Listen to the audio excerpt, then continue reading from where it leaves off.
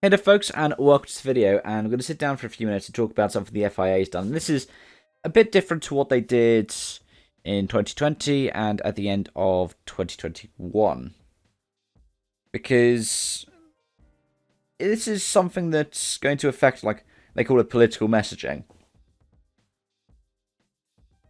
But at the same time, this is concerning.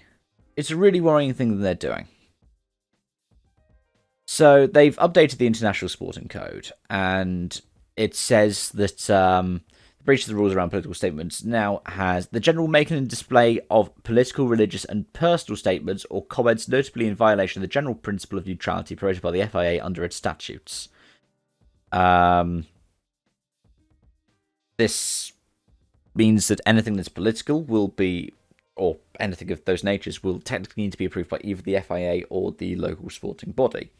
Now, it doesn't say, I don't think, which one has greater freedom, but you could probably guess that if the sporting body says no, the FIA will follow what the sporting body says, because they don't want to be seen as being divisive. That's why they've written this rule in the way they have, right? In their statement, and I'm quoting an article from Scott Mitchell-Malm of the race, and I'll link it in the description below. The FIA say that they updated it in alignment with things like the Olympic movement, so what the IOC, the International Olympic Committee, does. Now, the question is that what they should be doing? Is that right for them to do? And what are the kind of knock-on effects for this? Because it's interesting that they've done this just after Sebastian Vettel's retired, right? And with Daniel Ricciardo not on the grid next season, what drivers are left that make political statements? Or political statements? Who are the drivers who are the most outspoken about things like, common human rights?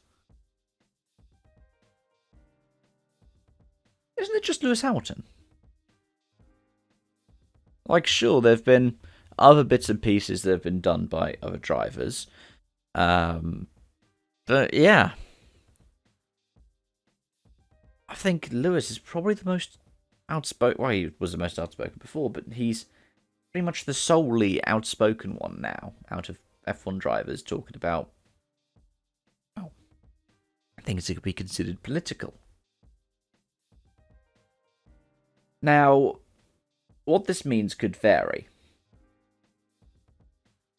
And if you are cynical, you'd be like, well, of course, that probably will mean no queer positive messaging in the Middle East. Nothing about any kind of human rights violations when we go to lots of other countries F1 chooses to go to. And you won't be allowed to talk about specific political issues to that country. So, for example, Lewis Hamilton, honorary Brazilian citizen, cannot speak about corruption or deforestation because potentially somebody in the sporting body will go no. Because even if somebody who's more progressive like Lula has won the election, Bolsonaro's politics, the far-right extremist politics, are still massively prevalent within Brazil. When F1 has 3 races in America next season, he's going to have to be very careful about what he says.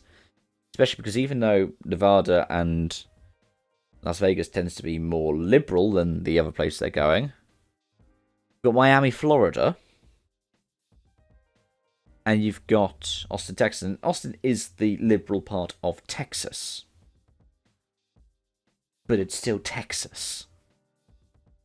And in America, like, the power of the state, as well as the actual kind of national government, vary so much that I could see it varying the kind of bits and pieces of what's political, what's not, what's allowed, what's not, from race to race. And we've got 3 races in America next season.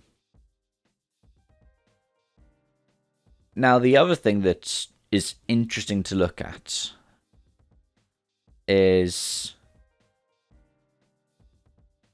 that, how far is taking it too far? Of course, Vettel quite famously got in a fight with the Hungarian government over his Love is Love shirt. He said, "They could disqualify me. I don't care. You could do it again. I'd do it again." And Lewis is largely the same. I mean, look at the battle he took on against Mohammed Ben Sulayem about the piercings this season. But whilst the article points out Lando Norris talked about mental health was considered imposing beliefs on people, the one driver that I would be really interested by about all of this is Pierre Gasly. Because Gasly is religious. He's French, so I presume he's Catholic, and if he is, he's pretty blooming devout.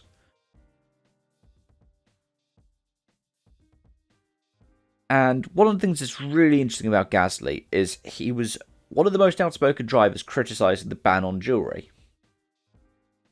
Because he wears a crucifix as part of his kind of thing, because he's like, this will keep me safe. Because if you are religious, you believe those kinds of omens will keep you safe. And what this does is it bans religious symbolism. And that could be extended to, say, things like Christianity. It could be extended to, say, Islam, or any kind of religious belief that you might have.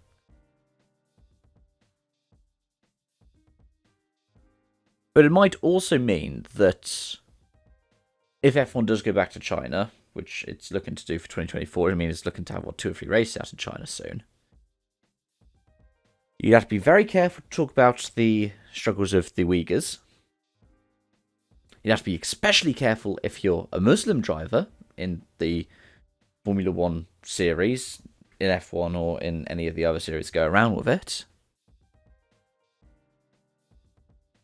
And you dare not utter anything to do with human rights. Look, I know there will be people who will be rejoicing because they think, oh, keep politics out of sport. Sport is inherently political. And being apolitical is inherently political. It's the want to not want to address politics, which is a privilege, not a right. Because there are lots of people for whom every day their lives are political by the fact that they simply exist. Queer people, still the lives and existence of queer people is considered political. That's in places that F1 visits. And you know what? Back when F1 announced it was racing in Saudi Arabia, because we've been racing in Bahrain for decades at this point, but this was the first time in the social media age we started to see more and more races in the Middle East. And the same, because even though we had Abu Dhabi by this point, that wasn't when we properly became connected globally over social media. Yes, Facebook was blowing up. Yes, Twitter was a thing. We didn't have Instagram. We didn't have things like TikTok, because of course that's a relatively recent platform. But this mass proliferation of social media and this mass activity in social media wasn't really a thing. So when Saudi Arabia was announced, people were like, hang on, why are we going there? And F1 turned around and they said, oh, we believe in the liberalising effects. We believe that by going to this country, people will be more liberal. But by doing this, that flies directly in the face of that. Because by doing this, what they're doing is they're going, well, actually, we're going here and you're not allowed to say anything mean about them, because what happens if you say anything mean about a government of this kind of country? They might be upset and they might not want us to race there anymore.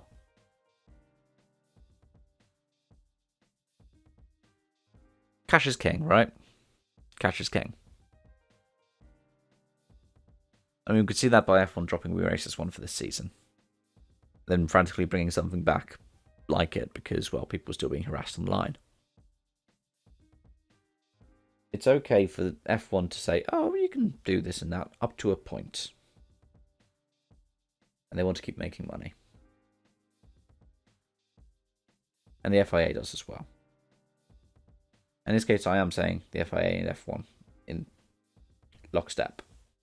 Even though F1 owned by Liberty, its own kind of separate organisation, I do believe that the likes of Stefano Domenicali and the likes of Mohammed Ben Sulayem are aligned on a lot of these things. I mean, you could look at statements from either of them. They are very well aligned on these things. So yeah, that's where we're at. The liberalizing effect of F1 is greatly diminished, and if you believe that that was the reason why they were going to be okay with racing in Saudi Arabia and Qatar and continue to race in Bahrain, China, at the time it was Russia as well. Heck, even places like Bolsonaro's Brazil, Trump's America. Well, it's just a bit messed up, right? There's no liberalizing effect anymore. It's just, we want this money, they'll give us the money. You go there. Yeah, that's that. Thanks for watching. And as always, I hope to see you lots around. Thank you for patience in this video. I wanted to make sure that I was doing it proper justice when talking about it, rather than just going, okay, here's the thing, this is the bad thing. So I hope that you understand a bit more about it now if you didn't before. And let's get a productive conversation going in the comments. No insults, nothing like that. Alright? Bye for now.